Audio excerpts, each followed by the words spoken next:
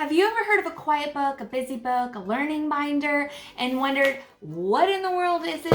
How do you go about making one? Why would I want to use one with my kids? Well, in this video, I'm going to show you exactly what we do to make ours, and hopefully it'll equip you to be able to make your own at home.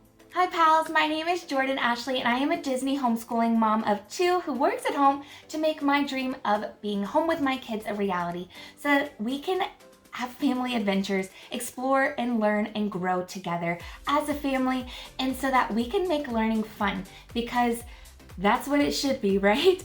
So here on this platform and all my others, my goal is to give you the tools, resources, and encouragement to live that intentional life that you want with your family. So if that sounds interesting to you, be sure to subscribe, join our community here and elsewhere. Okay, so I'm gonna walk you through the step-by-step process of how I make my learning binders. I'm gonna start with Canva and how I make them on the computer, and then I'm gonna jump into the actual hands-on, all the different tools that I use to make the magic happen. Now, this is Canva. This is an online design software that is completely free for most users. There is a paid version if you would like more storage, if you would like things that are already pre-made for you.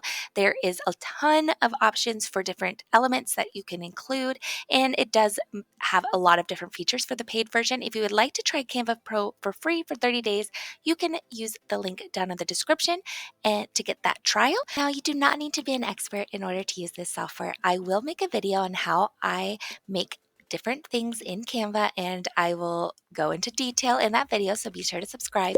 But my basic process is first to research before I even start going into Canva. I will look up what I want to teach my kids, what are some great teaching methods in order to get certain learning concepts across. Then I will go into Canva, create the appropriate size document, and I will get to designing. A lot of time I will make it as fun and colorful as I can, finding things and different elements that will make it fun for my learners, but also really great for blending with my personal home aesthetic and with my brand. Now, this printable is actually available for free. If you would like to sign up for my newsletter, you can have access to my freebie vault, and you can access that down in the description below. Okay, so now we are going to print all of that hard work that we have just created, all of those learning resources that you created or that you have purchased from elsewhere, a printable download, for example. And I use this Pixma, this Canon Pixma. I'll put details down below if you're interested. This is by far my favorite purchase as a homeschooling mom, and just as a family that does like to print various resources and just to-do lists and all the things. This is what I use for it, because I can print lots of things without having to spend exuberant amount of money to do so. So this is my best recommendation. Okay, so now that everything is printed out, all of my printables have been printed, it all looks lovely. I am gonna go ahead and use these laminator pouches and my laminator to do the next step. And you do not have to laminate your binder pages, but I definitely do, because it makes it last much longer. I find that even after about a year now of our first learning binder that I made, my preschooler can do no harm to it. It is nice and sturdy, so highly suggest it if you think that would be right for you as well. So easy peasy. All you do is you put the paper in and it goes, and then you wait.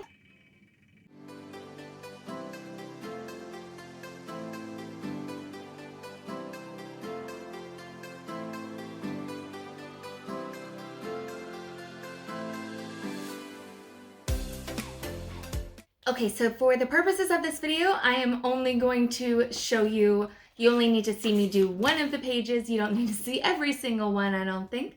However, if you would like to see every one of the pages that goes into this binder, then you could check out my other video in the tags and in the description, and you could see an entire flip through if you like. Okay, so once your pages are laminated, then you will want to look for the pages that have the little scissors up top. I at least put all scissors on mine. I highly recommend it. It has been helpful for me so that I know these are our cutout pages, because there are quite a few pages, at least in this binder that I've made, and so you don't want to get mixed up, and it makes the making process so much faster. So all you gotta do is cut out your pieces. Easy peasy, right? Now you can use a large paper cutter for this. I have them. I don't know why I never end up using them. I think I'm just more comfortable with scissors, and at least with this binder, I did make some smaller pieces that need more time to cut out, more details. So like for the continents and things like that, it's a little bit harder to do with a large paper cutter. So here we go, here we are.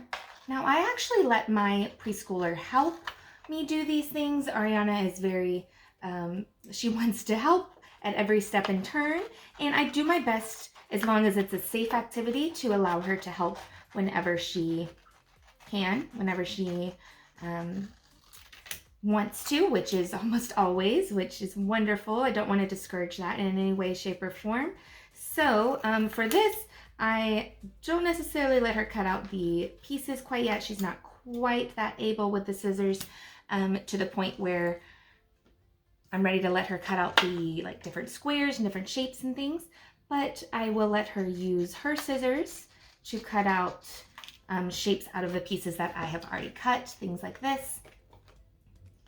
So we let her do those things. And then she helps me out with some of the next few steps as well. So you can utilize your printouts just like this. However, I would highly recommend using hook and loop dots.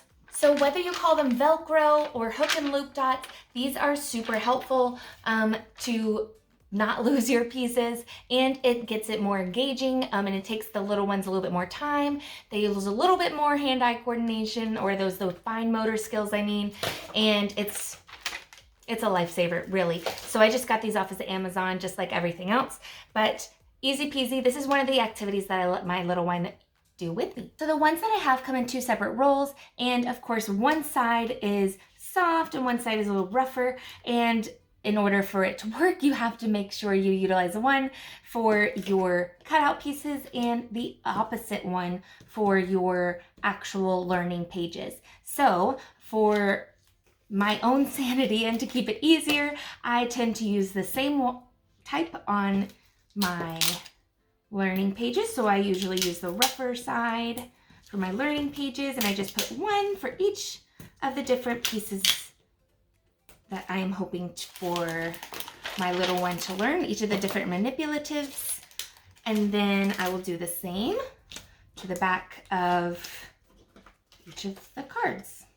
All right, so this is just the scientific method. You ask questions, you make a hypothesis and observations, you test it, you record your results, and you share it. Now the very last step is to hole punch and to put it in your binder. So I highly suggest getting a very large binder. I definitely accumulate quite a few of these printable resources. I create quite a few. So having a large binder is a must. One that's gonna hold up over time is also important because of those kiddos and those, they're not exactly gentle hands, you know?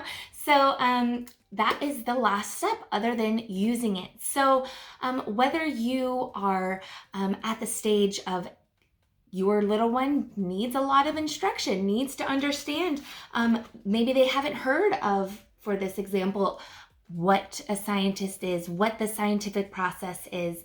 And so you have to take some time to start explaining the scientific method, what it is, how it is. This is just an example. It could be your ABCs, depending on what you're creating for your little ones. So, or it gets to the point that it is the ABCs for maybe your kindergartner and beyond, and they maybe already know their ABCs. My little one is 3. She knows her ABCs, her letters and her sounds and things like that because of her learning binder. And so now she went from a activity that we did together to this is an independent activity for her now.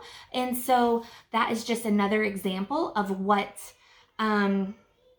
this resource can do for you and your kiddos. You could have some quiet time. That's when it becomes a quiet book or a busy book, right? Because it is an independent learning activity that could still be fun for them. Now for my science learning binder, I actually started creating video resources for parents and kids alike so that they can follow along and maybe get some insights. I was a science major in college and my master's, and it was really fun for me, but it's not exactly the favorite topic for everyone. It's not something that every parent wants to talk about. Maybe you don't remember the scientific methods, so that's another option. There are a lot of resources online, even if you don't use mine, a lot of video resources that can help educate your kiddos or even give you a little refresher so that you can be the one that gives them that intentional education that you've been wanting to give them. So all of that to say, I hope that you enjoyed this video. I hope that it was helpful for you, that you got something out of it, that hopefully you will join me for my next video. Be sure to subscribe.